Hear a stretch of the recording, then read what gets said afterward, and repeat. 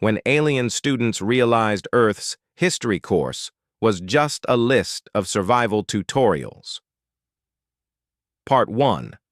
The curious enrollment professor Jiwon stood before the Interdimensional University's newest research cohort, a diverse group of alien species eager to study primitive Earth civilizations. The Kathrani, Vixthala, and Meridian students settled into their seats, their translation nodes humming softly as they prepared for what they assumed would be a straightforward academic exercise.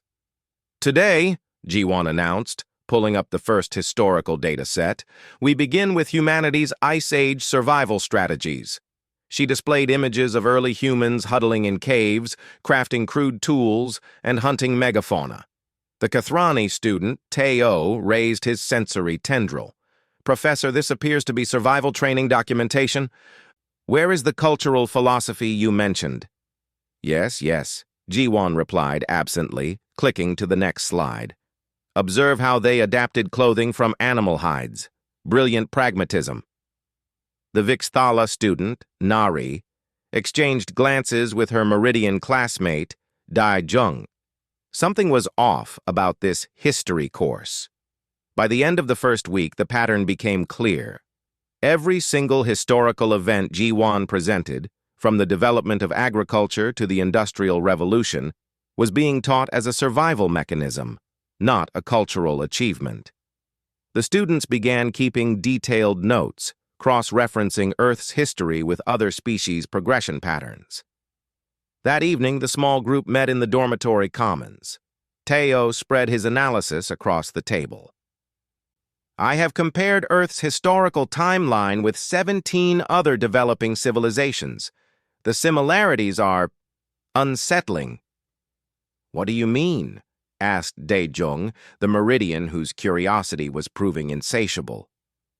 They all survived, Teo said quietly. But humans? Humans have survived everything. Part 2. The Uncomfortable Realization. Nari spent 3 nights in the Interdimensional Library, pulling records from human extinction events. The Chicxulub asteroid impact that killed the dinosaurs? Humans didn't exist yet, so they never developed complacency. The multiple ice ages? Humans learned to think strategically. Diseases that wiped out civilizations. They learned medicine, famine, agriculture, floods, architecture. She presented her findings to the study group with trembling frequency modulations. Each extinction-level event became a tutorial for the next generation, Nari explained. They didn't document history. They documented survival. Every war, every plague, every natural disaster. They recorded it, learned from it, and adapted. Teo pulled up another analysis. I cross-referenced their historical figures. Every single one was either solving an immediate survival crisis or preventing a future one. They didn't have philosophers pondering existence. They had engineers solving problems. They didn't have artists for art's sake. They had innovators. Dae-jung, who had been quietly reviewing military history, spoke up. Look at their weapons development. It's not about dominance, it's about deterrence. They kept building better defenses because every time they didn't, they nearly went extinct. The classroom suddenly felt smaller. Jiwon's casual lectures had masked something profound. Humanity's entire history was a masterclass in survival against impossible odds. Should we report this to the university administration? Nari asked hesitantly. Teo was silent for a moment. Report what exactly? That humans are more dangerous than we thought? That their history is just a list of how they survived everything the universe threw at them? Exactly that, Dae-jung said. Part 3. The Archive Investigation. The group requested access to the restricted historical archives. What they found was even more revealing.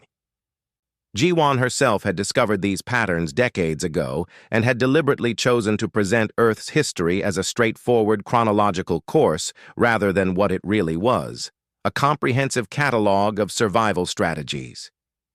In Jiwon's personal notes, they found her reasoning.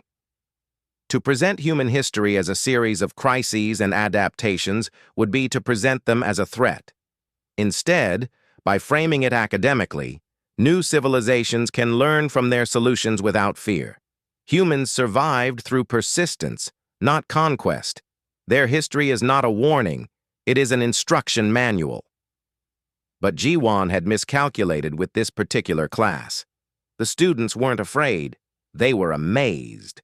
Nari compiled a new presentation, cross-referencing every survival adaptation humans had made with detailed projections of how other species would have fared in identical circumstances. The results were staggering. Species that dominated others through technological superiority had collapsed when their technology failed. Species that valued pure military strength had nearly destroyed themselves. But humans? Humans had redundancy built into everything. Dae-jung discovered something particularly unsettling. Humans had survived their own period of peak technological danger, the nuclear age, not through superior diplomacy or wisdom, but through a combination of luck, mutually assured destruction, and an almost stubborn refusal to give up. They played Russian roulette with the entire planet and won, Dae-jung murmured. Teo synthesized all the data into a comprehensive framework. Humanity's strength wasn't in any single area. It was in adaptability, in learning, in the ability to survive losing, and then win anyway, in the refusal to stay extinct. Part 4. The presentation that changed everything. When the students presented their findings to the university's academic review board, the chamber fell silent. Professor Keilith, a Vixthala elder who had overseen countless species studies, leaned forward. You're saying that humanity's entire recorded history is essentially a survival manual? Not essentially, Nari corrected respectfully. It is a survival manual. Humans didn't develop culture in the abstract sense. They developed culture as a survival mechanism. Their art taught them to see beyond the obvious. Their philosophy taught them to question, and questioning kept them alive. Their sports conditioned them for physical endurance. Their games taught them strategy. Their music synchronized communities for better coordination. Teo added, every aspect of human civilization traces directly back to solving a specific survival crisis, and in each case they over-engineered the solution. They didn't just solve ice ages, they built knowledge systems to prevent ever being caught unprepared again. The board members exchanged worried frequencies and wavelengths across the table. This is not a species to underestimate, Keilith said finally. What the students didn't know was that their research would be filed away in restricted archives, their conclusions marked civilization assessment, caution advised. For the next 50 years, human history would continue to be taught across the galaxy, but always with the understanding that the history course was far more dangerous than it appeared, because now other species would recognize the pattern too. And they might ask themselves, if humans could survive that much, what are they capable of surviving that we haven't even thought of? Part 5. The Unexpected Mentorship. 3 years later, Nari returned to Earth as part of an academic exchange program. She wanted to meet the humans themselves, to understand the mind that could survive and adapt against such overwhelming odds. She found herself in a small coffee shop in Seoul, speaking with a human woman named Min-ah, who worked in environmental science. "You're studying us?" Min-ah asked, not unkindly. "Your history," Nari corrected. "Specifically, how you survived." Min-ah laughed, that distinctly human sound of genuine amusement. "We're still surviving. Every day it's something new. Climate change, disease, political instability, existential threats." She paused. "But yeah, we keep going. We have to." "Why?" Nari asked. It was a genuine question. Most species at humans' development level had given up at one of the crises Earth had faced. "Because," Min-ah said, sipping her coffee, "we have families. We have things we want to see. We have curiosity." She smiled. I study climate science because I want to solve problems, not because I'm afraid of dying. Well, partly because I'm afraid, but also because the work matters. Nari began to understand something that hadn't appeared in any historical database. Humans didn't survive through grim determination alone. They survived because they found meaning in the struggle itself. They built beauty in the ruins. They loved each other fiercely. They imagined better futures and worked toward them. Their history wasn't just a survival manual. It was a manual written by beings who had learned that survival was meaningless without things worth surviving for. Part 6. The Report to the Federation. Back at the university, Nari submitted her final thesis. The title was simple: Humanity, a species built to endure. Her conclusions would become mandatory reading for any civilization seeking Federation membership or interstellar relations with Earth. First, humans should never be underestimated. Their history was not a record of how they barely survived. It was evidence of their capacity to survive anything and everything. Second, human creativity was not an art form. It was a weapon. Every painting, song, story, and invention was a new tool in their survival arsenal. They could fight despair with hope, exhaustion with inspiration, death with legacy. Third, humans valued community above all else.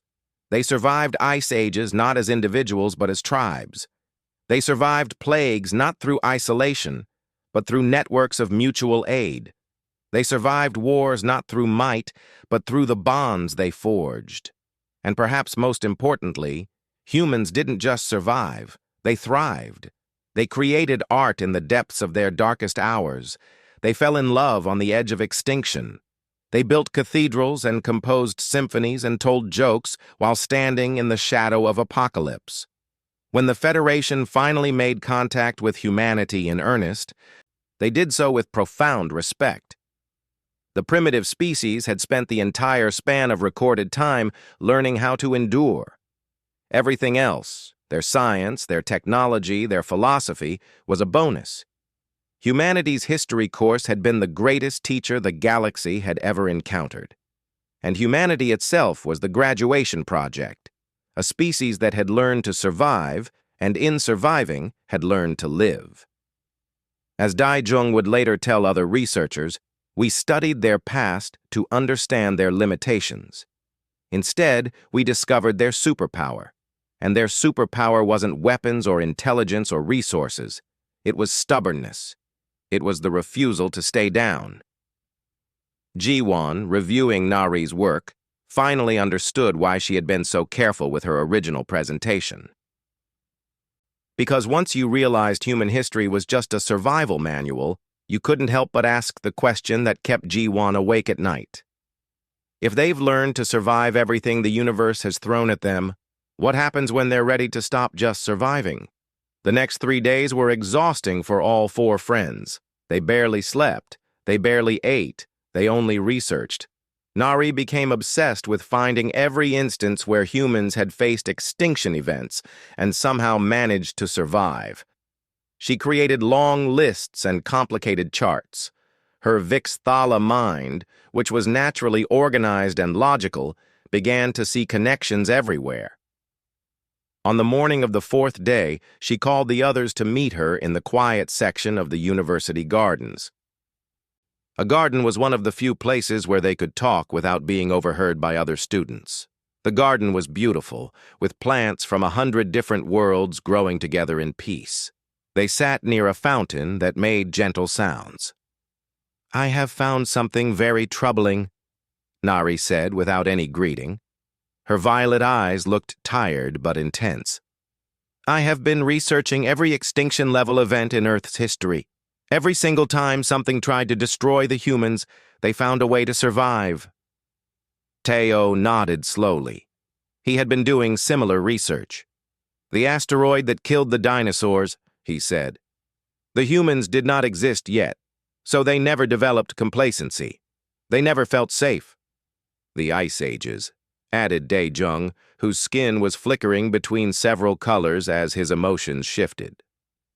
37 of them," 37 times when Earth nearly became a frozen dead world. Humans survived all of them. Nari continued, her voice becoming more certain as she spoke. Supervolcanoes erupted. Humans survived. Ocean levels rose and fell. Humans survived. Diseases came that killed millions. Humans survived and learned to make medicine. Wars destroyed entire civilizations. Humans survived and learned new strategies. Kira's vibrations had become very rapid and high-pitched, which showed her excitement and concern. This is not normal, she vibrated carefully. Most species, when they face such terrible things, they either disappear or they develop weaknesses. Humans do not do this. They develop strength. The four friends sat in silence for a long time. Around them, strange alien birds sang songs that sounded like mathematics. The fountain continued to make its peaceful sounds. But inside the minds of these four students, something important was clicking into place. I think, Teo said very slowly, that Professor Jiwon knows exactly what she is doing. I think she is not telling us that human history is about survival by accident. I think she knows that every single part of human history is survival, and she is teaching it to us in this way on purpose. But why would she do that? Asked Nari. Why would she hide the truth like this? This question made all four friends think harder. Teo stood up and began to walk around the garden. His silver skin caught the light as he moved. Think about it, he said. If you were the expert on a species, and you discovered that their entire civilization was built on surviving impossible situations, how would you teach that? Would you tell new students right away that this species is incredibly dangerous?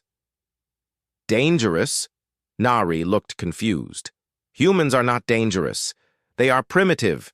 They still use oil for energy. Exactly, said Teo, turning to face his friends. They are primitive, and yet they have survived everything. They are still surviving. Every single day they face new problems, and every single day they solve them. Now imagine a species that is not primitive. Imagine a species that learned to survive asteroid impacts, ice ages, plagues, and wars, and then that species developed advanced technology. What would they be capable of then? The garden suddenly felt colder. Daejung's skin turned a dark shade of gray. Kira's vibrations became very low and slow. Over the next week, the four friends conducted more research. They did it carefully and quietly so that Professor Jiwon would not notice. They discovered something remarkable.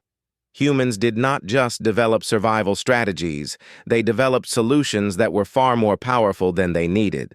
For example, when they faced the problem of disease, they did not just develop simple medicines. They developed entire systems of science and research that could predict future diseases and prevent them before they happened.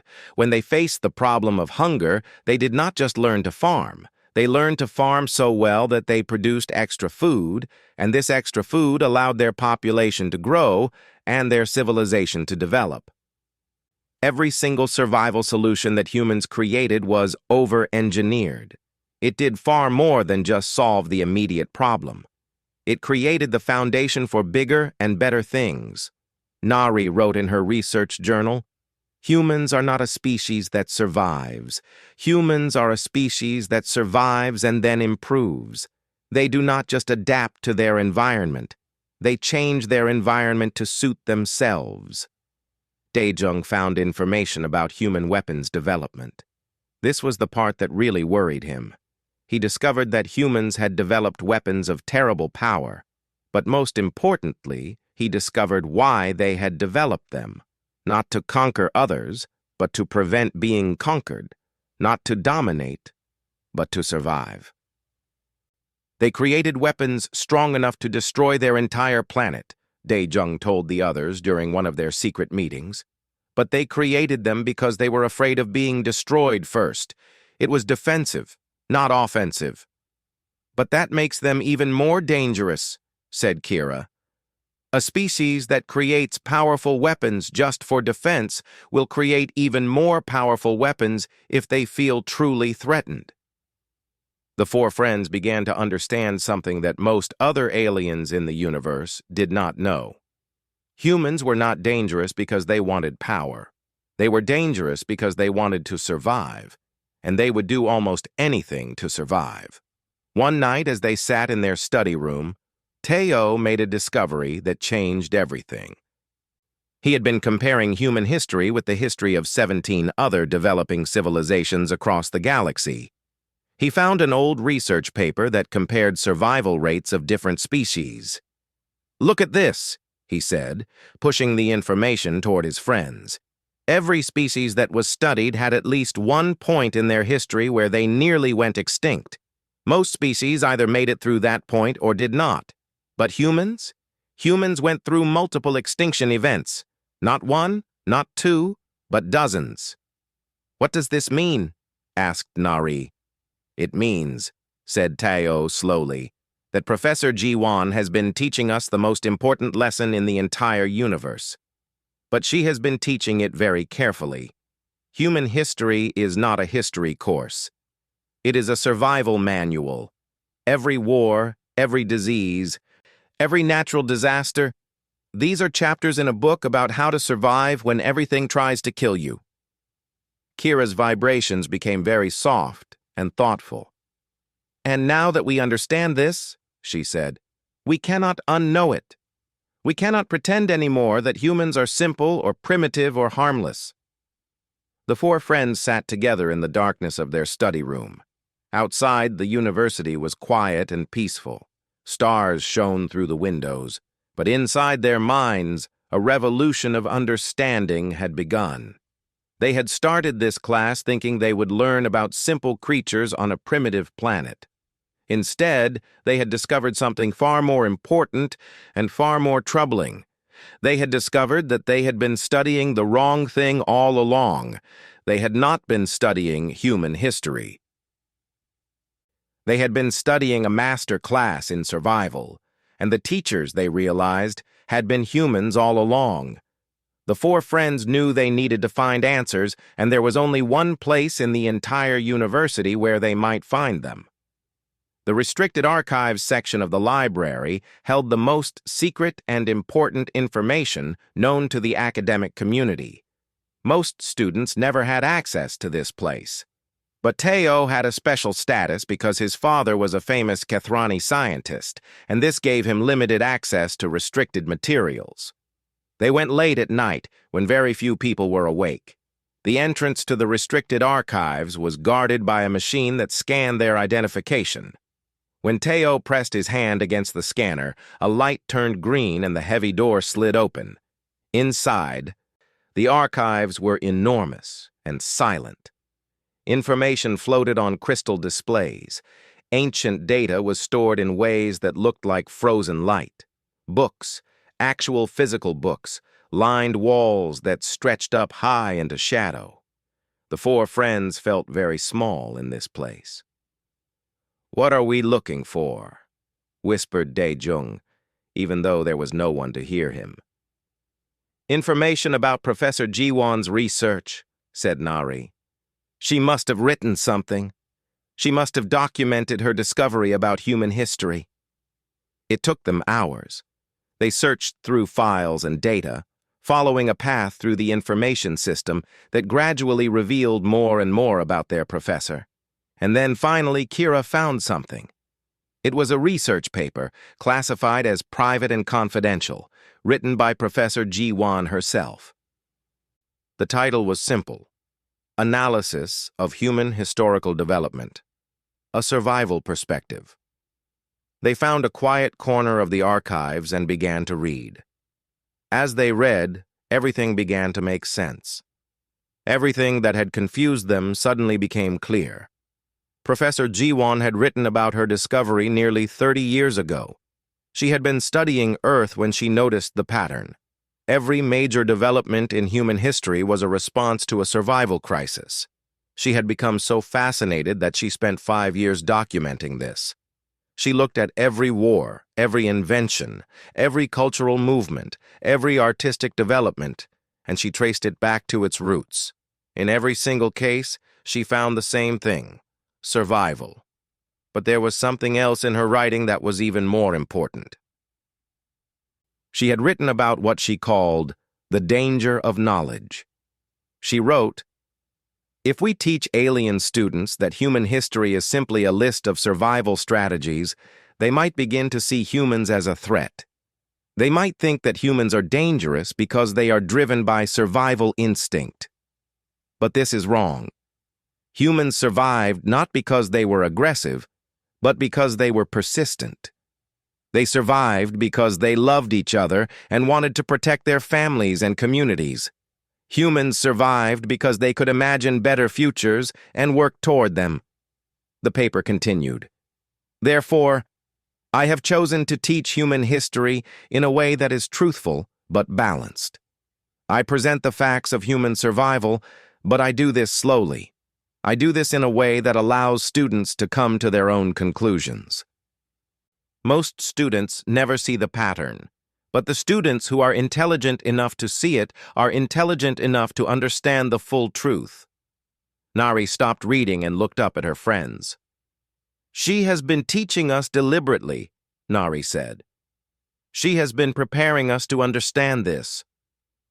Teo continued reading silently for a few moments, then found the last page. At the bottom, Professor Jiwan had written a personal note. It said, "If students are reading this, it means they have discovered my method. I hope they are students smart enough to understand that survival does not equal aggression. The humans survived because they loved life. They survived because they valued each other. They survived because they chose to keep hoping even when hope seemed impossible." The four friends sat in stunned silence. Everything they had learned about Professor Jiwan changed in that moment. She was not trying to hide information. She was trying to teach in a way that would help them understand the complete truth, not just the surface facts, but there was more to discover. As they prepared to leave the archives, Nari found another file. It was labeled Human Cultural Development, The Hidden Truth. This file contained research from other scientists about human culture. What they found amazed them. Humans had not developed art and music and literature as simple entertainment. These things were weapons against despair. When humans faced terrible situations, war, famine, disease, they created art. They created music that brought people together. They told stories that helped them remember better times and imagine better futures. Daejung read about human sports and games. These were not just for fun. They were practice for survival. Running, jumping, throwing, fighting in controlled ways. All of this prepared humans for real dangers. Playing strategy games taught them to plan and think several steps ahead. Kira discovered something about human languages. Humans had developed thousands of languages, each one slightly different. But in these differences was wisdom. Different languages taught different ways of thinking. They taught humans to see the world from different perspectives. This mental flexibility was another survival tool. "Everything is connected," whispered Nari. "Every part of human culture, every part of their civilization, everything serves survival, but not in an obvious way. It is all subtle and beautiful." Teo looked at the ancient walls of the archives around them. The humans built a civilization where every single part, no matter how beautiful or artistic or philosophical, was designed to help them survive. They even made the survival beautiful. They did not just survive. They survived while creating great art and music and literature. The friends left the archives just as the sun was beginning to rise outside the windows. They did not go to classes that day. They did not eat. They walked through the gardens and the hallways, processing everything they had learned. That evening, they requested a meeting with Professor Jiwan. She was not surprised to see them. In fact, she seemed almost like she had been expecting them all along. They sat in her office, which had windows that showed Earth's blue oceans and green continents far below. Professor Jiwan smiled at the four young students. "You have figured it out, have you not?" she asked gently. "Why did you teach us this way?" asked Nari. Why not just tell us the truth from the beginning? Professor Jiwon looked down at Earth, floating in the darkness of space. Because, she said slowly, the truth is dangerous when it is not understood properly. I could tell you that human history is a survival manual, but without understanding the context, you might think it means humans are aggressive or dangerous. Instead, I let you discover it yourselves. Now you understand not just the pattern, but the meaning behind it. So it is true, said Kira. All of it. Human history is survival. Yes, said Jiwon. But understand this. Survival does not equal killing. Survival does not equal conquest. Humans survived by learning, by creating, by loving each other, and by refusing to give up. Those are their true powers. The four friends walked out of Professor Jiwon's office with a new understanding. They had thought they were taking a simple course about history. Instead, they had been receiving an education that might change the entire galaxy's understanding of what humans really were. The request for a presentation before the Academic Review Board came as a surprise to no one. News of the four students' discovery had spread quietly through the university. Within days, they were invited to present their research to the highest authorities in the school. This was unusual. Students were rarely called before the board. But the discovery these four had made was not small or unimportant. The day of the presentation arrived. The four friends stood outside the board's chamber, feeling nervous. The chamber was a massive circular room with seats arranged in a high circle, like an ancient amphitheater. The Academic Review Board consisted of the most famous scientists and scholars from the entire known galaxy. Some of them were older than human civilization itself. Teo walked to the center of the chamber. His silver skin seemed to glow under the bright lights. He took a deep breath and began to speak. "Honored board members," he started, "we have been studying Earth's history as part of our class curriculum. During our research, we discovered something important. We discovered that Earth's history is not a simple record of events. It is, in fact, a detailed survival manual." He presented his data slowly and carefully. He showed charts comparing human historical development with 17 other developing civilizations. The comparison was striking. Every other civilization had moments in their history where they either survived a crisis or did not. But humans had survived dozens of extinction events. They had faced situations where they should have disappeared, but they found ways to continue. Nari stood next to him and presented her research about human culture. She showed how every aspect of human civilization, their art, their music, their philosophy, their games, had roots in survival strategy. She demonstrated how humans had learned to create beauty in the middle of terrible situations. When humans faced the Ice Age, Nari explained, they did not just develop clothing and tools. They developed art and music that helped them remember better times and imagine warmer futures. These were not separate from survival. They were part of survival. They kept hope alive. Daejung presented the military history analysis. He showed how humans had developed weapons not to conquer others, but to prevent being conquered. He demonstrated that human weapons development was driven by fear and the desire to protect themselves, not by the desire to rule over others. "This is important," Daejung said to the board, "because it shows that human aggression is defensive, not offensive. They became powerful because they needed to survive, not because they wanted to dominate." Finally, Kira presented the most important conclusion. Her vibrations filled the chamber with a strange shaking sound as she communicated. "What we have discovered," she said carefully, "is that humans are unique among the species we have studied. They survived not through one special ability, but through a combination of many abilities. They could adapt. They could learn. They could imagine new solutions. They could love each other and work together. They could create beauty in darkness. They refused to give up." The board members sat in complete silence as the four friends finished their presentation. Some of them looked very old. Some of them looked very wise. All of them looked very thoughtful. Then, Professor Keyleth stood up. He was a Vixathala elder who had studied countless civilizations over thousands of years. His voice was deep and serious. "You understand what you are saying?" he asked the four friends. "Yes," said Teo. "We are saying that humans are more dangerous than most species believe them to be. Not because they are naturally aggressive, but because they refuse to stop fighting for survival." "And you understand the implications?" asked another board member, a being of pure energy with a voice like thunder. "We understand," said Nari, "that if humans ever stop just surviving and start truly advancing, they could become very powerful." A long silence followed.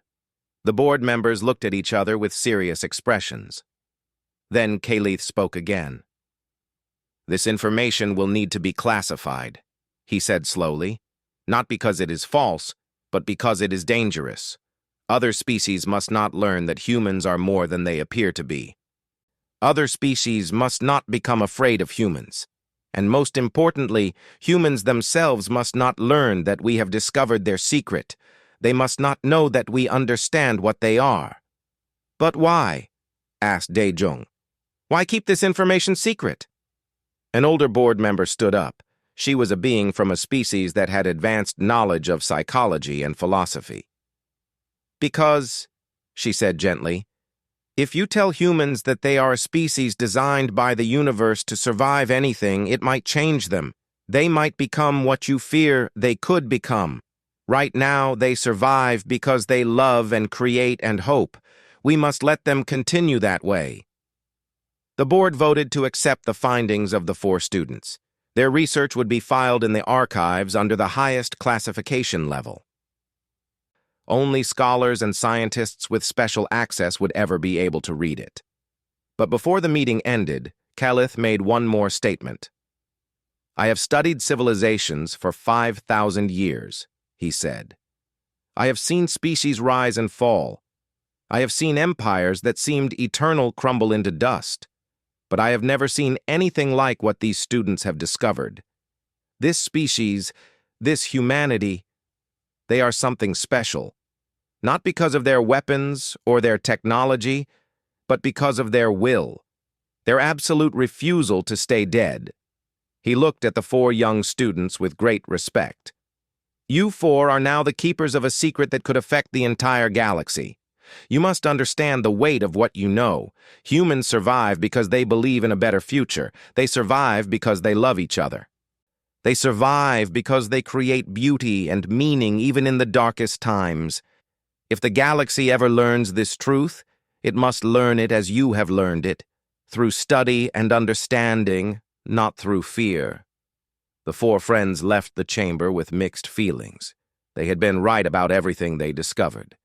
But now they understood that some truths were too powerful to share freely.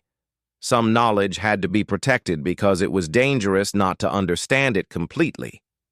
That night, they received a message from Professor Jiwon. It simply said, "You have taken your first step toward becoming true scholars. You have learned not just facts, but wisdom. You have learned when to speak and when to keep silent. You have learned that knowledge requires responsibility. Well done." The galaxy continued on as it always had. Humans on Earth kept living their lives, completely unaware that on a distant space station, their entire history had been revealed as something far more important than they realized. The four friends returned to their studies, but they were changed. They now carried a secret that weighed on them like gravity itself. They knew that somewhere on a blue planet, humans were continuing their eternal struggle to survive. And they knew that if those humans ever reached the stars, the galaxy would never be the same again. 3 years had passed since the presentation before the Academic Review Board. Tayo, Nari, Daejung, and Kira had continued their studies and had become respected scholars in their own right. But Nari could not stop thinking about humans. She could not stop wondering about the creatures she had studied through books and data. She wanted to see them in person. She wanted to talk to them. She wanted to understand how they could survive everything and still create beauty. So she applied for an academic exchange program that would allow her to spend time on Earth. After 3 months of paperwork and approval, she was accepted. She would spend 1 semester living on Earth, learning directly from humans instead of learning about them from far away. The spaceship descended through Earth's atmosphere, and Nari felt her violet eyes widen with wonder. She had seen pictures and videos of Earth, but being here was completely different. She could feel the wind. She could smell the ocean. She could see the colors of the sky changing as the sun moved across it. She was placed with a human family in a city called Seoul. The family was kind and welcoming. They gave her a small apartment in their house and tried to make her comfortable. But what Nari really wanted was to understand humans, not just live with them. She spent her first week exploring the city. She walked through markets where humans bought and sold food. She visited museums where humans displayed their art. She went to parks where humans played games and exercised. Everywhere she went, she saw the patterns she had learned about in Professor Jiwon's class. Even in this modern, peaceful time, humans were preparing themselves for survival. They were eating nutritious food to keep their bodies strong. They were exercising to stay healthy. They were playing games that taught strategy and quick thinking. But she also saw something else. She saw humans laughing. She saw humans holding hands. She saw humans sitting together and talking about things that seemed to matter deeply to them. She saw humans creating art just for the sake of beauty. She saw musicians playing music in the street, not because they were paid, but because they wanted to. One afternoon, she sat in a small coffee shop. A young human woman came in and sat at the table next to her. The woman was reading a book about environmental science. Her name was Min Ah, and she was studying to become an environmental researcher.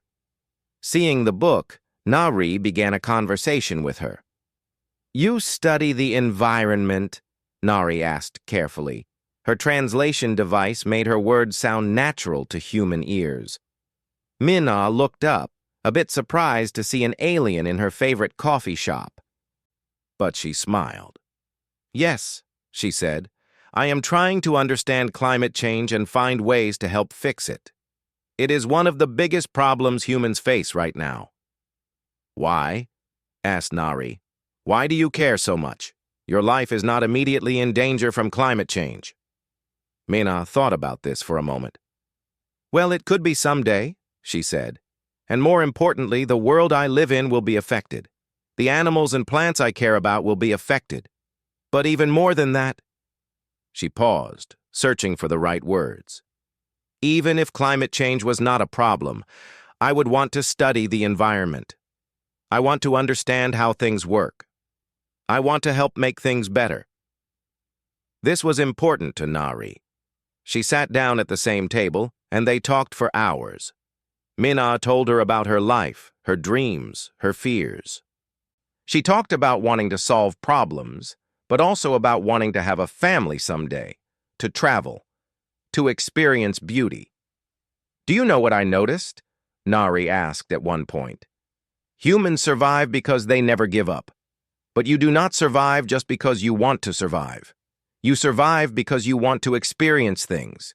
You want to love. You want to create. You want to understand. These things are not separate from survival. They are the reason you survive." Mina looked confused. "What do you mean?" she asked. "I studied human history," Nari explained. "Every event in human history can be traced back to survival. But humans do not survive like machines survive. You survive with joy. You survive with hope. You survive by creating beauty in terrible situations." Mina smiled. "I think I understand what you mean," she said. "Yes, we want to survive. But we also want our lives to mean something. We want to leave behind something beautiful. We want future generations to have good things to experience." That conversation changed something in Nari. She had studied human history and understood it as survival strategy. But now she understood something deeper. Humans survived not just to survive. They survived because survival gave them the chance to do other things. They survived so they could love, create, and experience beauty. Over the next several weeks, Nari spent more and more time with Minna. They became friends. Nari learned about human daily life.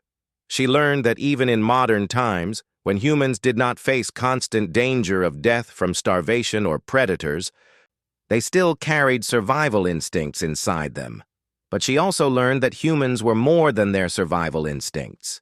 They were creatures that could imagine worlds that did not exist yet and work to create them. They were creatures that loved each other fiercely. They were creatures that could find joy in simple things: a good meal, a sunset, a conversation with a friend. One evening, they sat together watching the sunset over Seoul. The sky turned orange and pink and purple. "Why is beauty so important to humans?" Nari asked. Minna thought about this. "Maybe because it reminds us that life is worth living," she said. "When things are hard, when we are struggling, beauty gives us hope. It reminds us that there are good things in the world. It reminds us why we keep fighting." "So beauty is part of survival," Nari said slowly. "Maybe," said Minna. "Or maybe beauty is something deeper. Maybe beauty is why survival matters." Before Nari left Earth, she and Minna exchanged contact information. They promised to stay in touch, and they promised that one day, Minna might travel to the stars and see the university and meet Nari's friends. As Nari's spaceship lifted off from Earth, she looked down at the planet one final time. She thought about all the humans down there, continuing their lives, facing their challenges, creating their art, loving their families. She thought about how amazing it was that a species could survive so much and still be capable of such tenderness and beauty. She had set out to understand how humans survived. But what she had really learned was how humans lived, and she understood now that for humans, these two things were not separate. To survive was to live. To live meant to find beauty and meaning in the struggle itself.